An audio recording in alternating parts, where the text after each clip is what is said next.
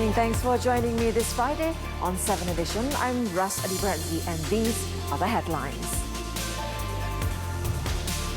High Court allows government to seize nearly 50 million ringgit from Jolo's father. 6 PKR state chairmen pledge full support for Datuk Sri Anwar Ibrahim.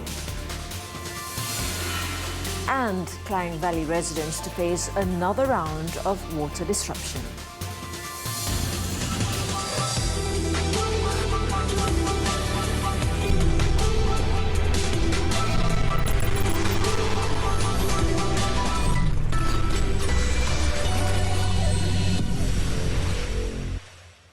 Assalamualaikum and it's good to see you again. The Kuala Lumpur High Court ordered nearly 50 million ringgit seized from Tan Sri Lau Hok Peng, the father of fugitive businessman Lau Tek Jo, to be forfeited and returned to the government. Tan Sri Lau, however, did not show up in court today to fight the government's action. Judge Muhammad Zaini Mazlan took less than 5 minutes to order for the money to be seized after hearing the application filed by Deputy Public Prosecutor Aaron Chelaya. The cash, believed to be linked to the One Malaysia Development Berhad 1MDB controversy, included money that was in Tan Sri Lau's current and fixed deposit accounts in RHB and Maybank. Today's forfeiture was the first one by the government in relation to the Sovereign Wealth Fund. The move was carried out under the Anti-Money Laundering, Anti-Terrorism Financing and Proceeds of Unlawful Activities Act.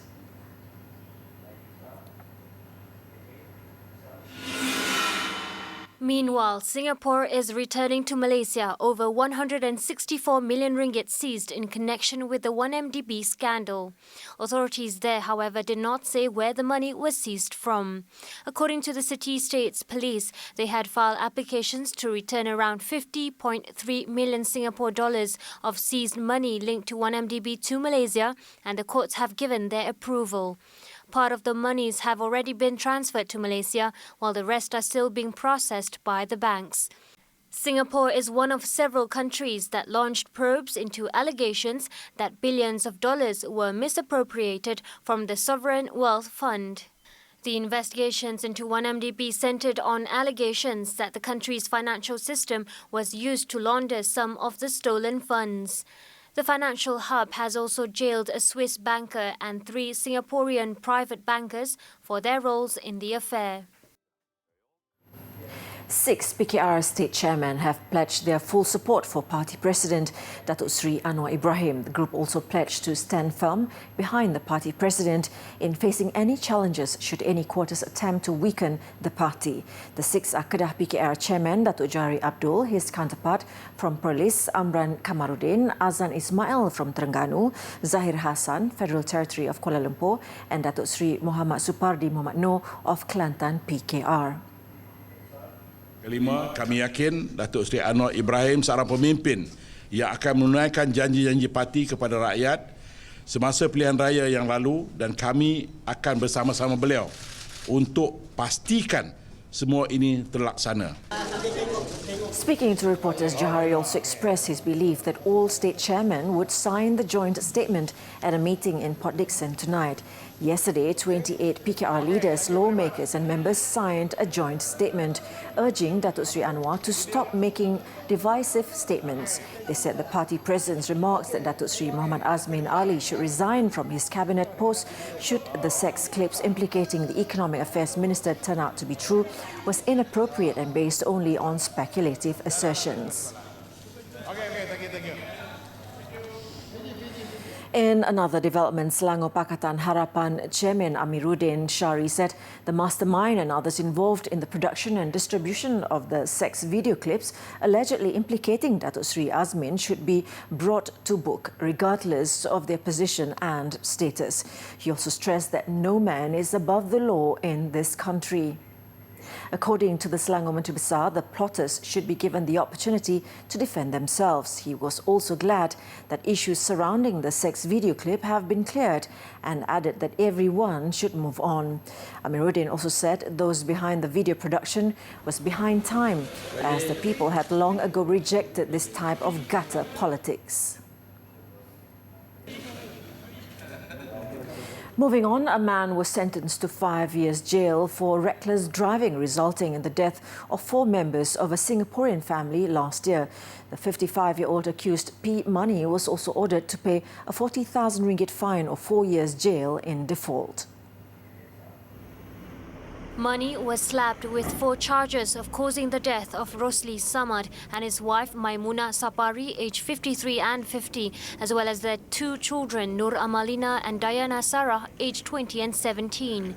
The incident occurred at the Jalan Sepang Lukut traffic light junction on January 3, 2018. The lorry driver was initially sentenced a total of 20 years jail time, as he was ordered to serve 5 years jail for each offence. Magistrate Siti Khairia Abdul Razak, however, ordered the jail sentences to run concurrently beginning today. The Singaporean family was on holiday, travelling in a Honda Stream MPV which had stopped at the traffic light junction when the vehicle was rammed by a runway lorry. One of the 4 victims died en route to Seremban Hospital, while the rest were killed on the spot. 4 other people were also injured in the tragic incident. At the Penang High Court, a part-time RTM cameraman who was injured in a shooting incident at the Tun Dr. Lim Chong Eu Expressway 3 years ago was awarded 114,470 ringgit in damages. Judge Datuk Hadharia Said Ismail today ordered security company GMP Kaisa Security Sendirian Berhad to pay special damages, general damages and costs to 31-year-old Muhammad Amirul Amin Muhammad Amir. In her judgment, the judge said the company could not plead ignorance over the incident and must be responsible for its employee. Amirul was one of 8 people shot by bodyguard Ja'far Khalid, who went on a shooting rampage along the highway on December 1, 2016. He had filed the suit against Ja'far and his employer on June 1, 2018. Klang Valley residents will be hit by yet another water disruption today. Syarikat Bekalan Air Selangor Syabas has announced the temporary closure of phases 1, 2 and 3 of the Sungai Selangor water treatment plant due to odor pollution. This is the latest episode of water woes to hit the Klang Valley after Pengurusan Air Selangor Sdn Bhd had earlier this week announced it will shut the Sungai Selangor Phase 1 water treatment plant from July 23 to July 26. For much-needed improvement works. Both temporary shutdowns will affect several areas in Kuala Lumpur, Petaling, Klang, Shah Alam, Kuala Selangor, Hulu Selangor, Gombak and Kuala Langat. The temporary shutdown of the water treatment plant today will affect 1,133 areas, involving over 1.1 million customers within the Klang Valley, while next week's scheduled water disruption is expected to hit over 700,000 accounts or 3 million consumers. Members of the public may obtain the latest information and status updates through the Syabas and Air Selangor websites, Facebook and Twitter accounts. Elsewhere in Johor, some 39 students from 5 schools in Pasir Gudang reportedly experienced breathing difficulties and vomiting believed to be due to air pollution. State Executive Councillor Muhammad Kuzan Abu Bakar said the Health Department has taken the victims' urine samples to determine the cause of the symptoms. The incident happened yesterday just when the authorities said they would take action against 18 illegal chemical factories operating in the area. Muhammad Kuzan also said the victims were brought to local clinics for treatment and none were referred to the hospital. A total of 257 registered chemical factories have been inspected by the authorities since the Pasir Gudang pollution crisis broke. Authorities have also put up a 5,000 ringgit reward for the public to forward information on pollution cases in the area.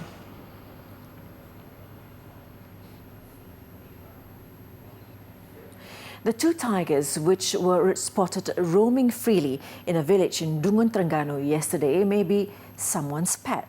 State Wildlife and National Parks Department Perhilitan said the big cats' tamed behaviour indicated that they could be domesticated. Setakat ni kita memang tiada aktiviti pelepasan harimau yang kita buat pada tahun ini.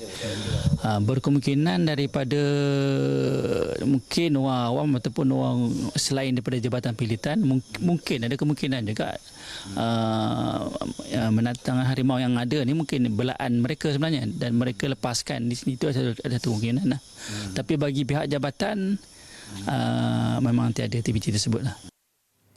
Abdul Malik also said the situation is under control and that one of the tigers had been captured. He added 2 24-hour monitored traps with chicken bait have been laid around a 2-kilometer radius of the jungle. Yesterday, panic spread among residents of Kampung Besar Lama in Bukit Besi after 2 tigers were spotted roaming in the area around 3:30 p.m. The big cats, which seemed to be famished, however, did not react aggressively when the locals chased them back into the woods. When we come back, Cats movie trailer gets shredded by netizens.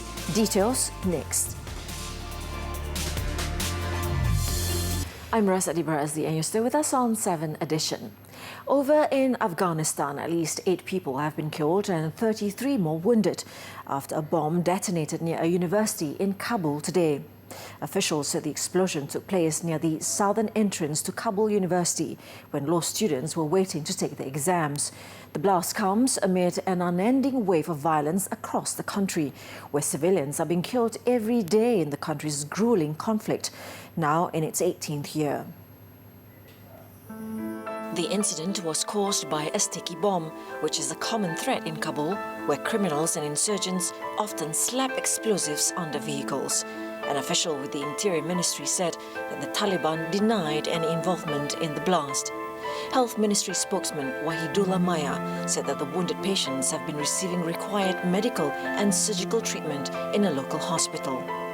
Policeman Firdaus Faramars explained that the university and examination ceremony were not the main target of the explosion and that the police are still investigating the incident. The hardline Sunni militants have a growing footprint in Afghanistan. Just last week, Daesh claimed responsibility for a suicide attack at a wedding ceremony in Nangarhar province. Tokyo police have identified the man that torched an animation studio as Shinji Aoba. It was revealed that he had planned the attack beforehand, killing 33 people while another 10 were left in critical condition. Police searched through the smouldering shell of the Kyoto animation headquarters for clues today. They found 2 cans, a rucksack and a trolley near the 3-story building. A television footage showed the arsonist was lying on his back, shoeless on the ground, as he spoke to a police officer. Local media reported that he even shouted "die" before igniting the studio's entrance on fire. They explained that the man had serious burns to the face and legs. A witness said that the 41-year-old was shouting about how he was plagiarized.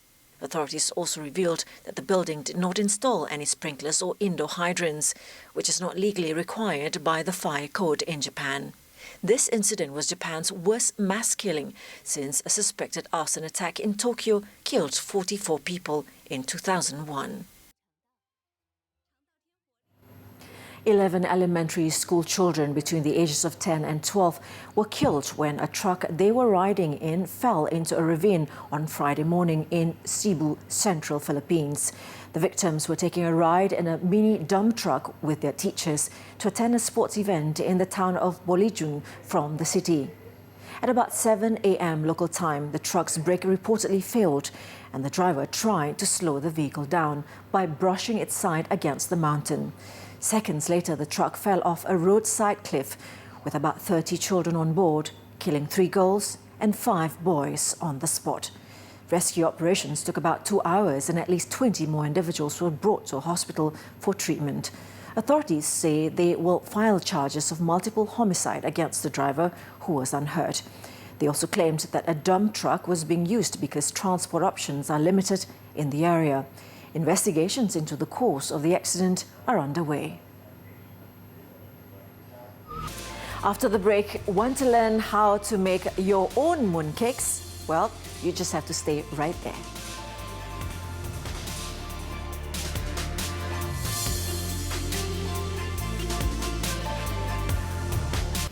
Hello again. Standard Chartered Bank Malaysia expects Bursa Malaysia to benefit from another highly possible US interest rate cut by the end of the year. Its Managed Investments and Products Management head, Danny Chang, said market players are optimistic of at least one more rate cut by the Federal Reserve for 2019. But what I'm saying is, of every $100 that comes in, will there be some that trickles into Malaysia? Yes, there would be. The bulk of it is still likely to be going to other parts of Asia, the higher beta market, if I can.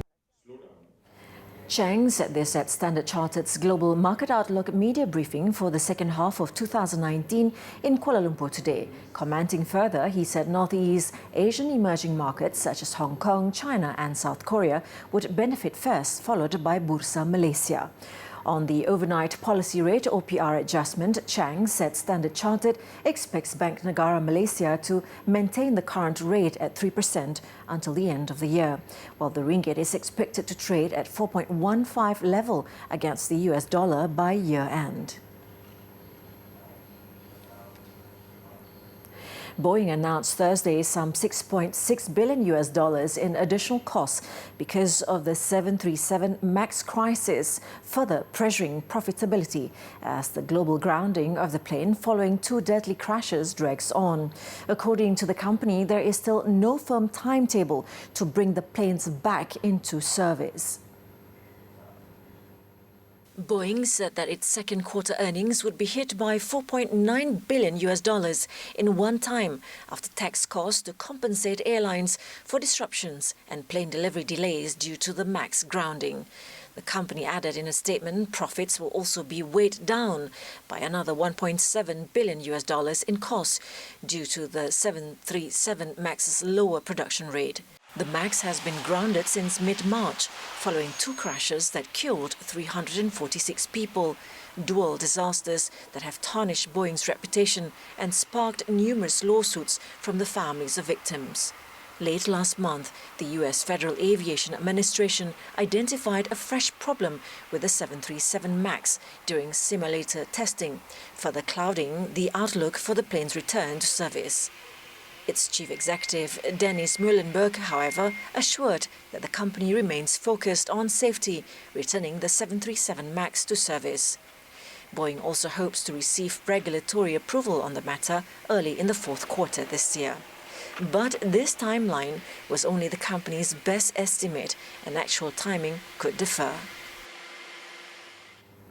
FBM KLCI regained its upside momentum to end higher at 1,658 points today after 3 consecutive days of losses. The benchmark index was lifted by positive sentiment over a possible US interest rate cut, which will benefit emerging markets, including Malaysia. On to stocks to watch. Masing Berhad has a strong position to expand its land bank with a cash pile of more than 1.3 billion ringgit. The company's dividend yield remains attractive and its current share price offers potential upside of more than 30%. Next, YSP Southeast Asia Holdings Berhad's regional expansion plans are expected to bear fruit over the next few years. The company continues to see strong demand from the private sector, both in the local and overseas markets. And last but not least, Supermax Corporation Berhad's plan to build 3 new nitrile glove plants will boost its production capacity by 102%. Maiden earnings contribution from the project is expected to come in the third quarter of 2022 upon commercialization of the first plant.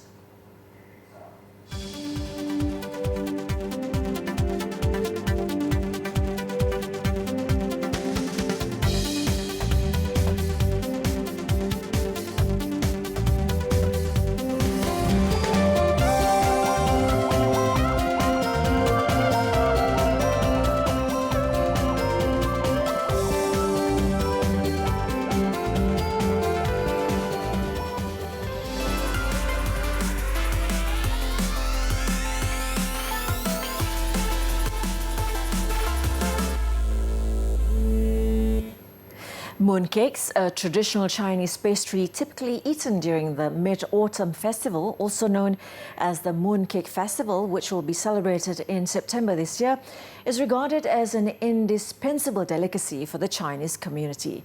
They are offered between friends or during family gatherings throughout the festival, usually eaten in small wedges accompanied by tea. Now, ardent lovers of mooncakes can even make the delicacy themselves, including picking the flavours of their choice. Most mooncakes are of yellowish or brown colours and do not come in a variety of shapes. In view of that, mooncake shop owner Aki Hian aspires to present the delicacy in a more appealing way by adding colours and making them in different shapes like flowers or animals. She also added new flavours to the mooncakes to make them tastier and more appealing to the masses. She also provides a workshop at her bakery in Damansara for those interested to show the intricacies involved in making your very own mooncakes of various colours and flavour. The flavour is we take about 6 flavour, but one class we take about 4 flavour, like green bean, red bean, mix all kind of nuts, and another one is chocolate. Normally it's a 4 taste. There is also high demand for the sweet treat, as it is customary for businessmen and families to present the traditional Chinese delicacy to clients or relatives as presents. Corak dia memanglah atraktif. Jadi lagi kita add colour, lagi cantik. Dan lagi kita tambah bunga ke ataupun tambah ikan koi ke, memang cantik. Dan kadang kita nak makan pun tak. Because seolah-olah macam kita kita bermainan dengan Play-Doh. So memang very interesting dari segi rupa dan dari segi rasa. Mooncakes, which are usually adorned with Chinese characters for longevity or harmony, have long been considered as a symbol of prosperity and unity. More contemporary offerings include ice cream mooncakes, Western-style cookie crust or vegan versions, as well as mooncakes with sambal or even durian fillings.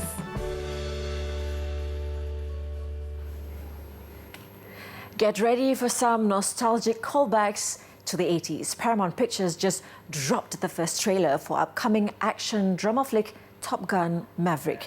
The direct sequel to the 1986 Top Gun sees Tom Cruise returning to the skies 34 years later, reprising his iconic role as rebellious Navy ace pilot Pete Maverick Mitchell.